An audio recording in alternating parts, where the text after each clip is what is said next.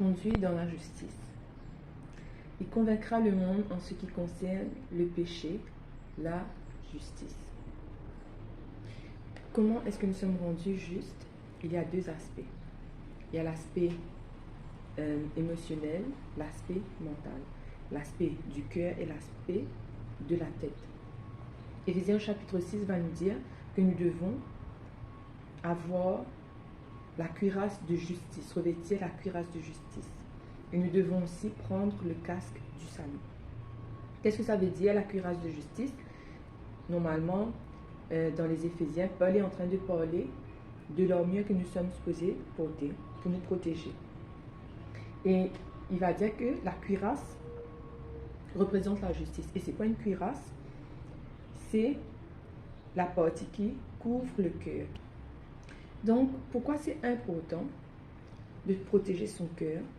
Parce que la Bible nous dit que c'est de là que viennent tout ce qu'il y a de mauvais.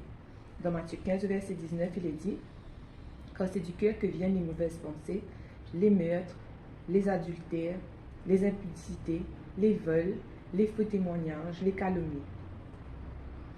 Donc, la Bible nous dit que le cœur, c'est un élément très important.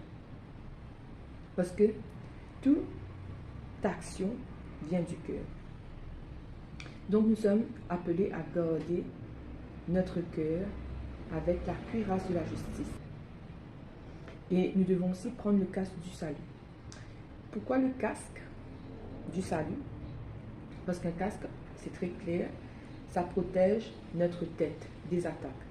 Mais bien entendu, là on voit, il y a les attaques extérieures, il y a aussi les attaques intérieures.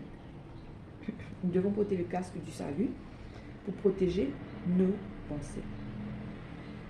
Parce qu'il est très facile d'avoir des mauvaises pensées. Et très souvent, si on garde ces mauvaises pensées, ça va se traduire en action.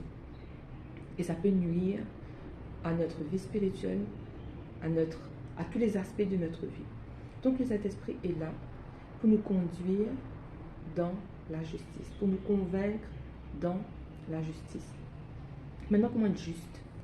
Comment être juste de par nos émotions, de par nos pensées? Ce n'est pas quelque chose que nous pouvons faire de nous-mêmes. Nous avons besoin que le Saint-Esprit agisse en nous et nous avons besoin de la parole de Dieu, car la parole a été inspirée de l'Esprit. Et la Bible va nous dire que dans Jacques 1er, versets 23 et 24, quand celui qui écoute la parole sans la mettre en pratique ressemble à un homme qui se regarde dans un miroir et se voit tel qu'il est. Après s'être regardé, il s'en va et oublie aussitôt comment il était. Donc, la parole de Dieu va nous rendre plus justes, dans le sens que nous allons étudier la parole de Dieu et elle va nous montrer ce qu'il faut faire, ce qu'il ne faut pas faire, ce qui est juste et ce qui n'est pas juste. Et plus nous allons lire, plus nous allons adapter cela à notre comportement, à notre façon d'être, accompagné de la prière, bien entendu, nous allons pouvoir de jour en jour devenir de plus en plus justes. Seigneur, que ton esprit me conduise dans la justice.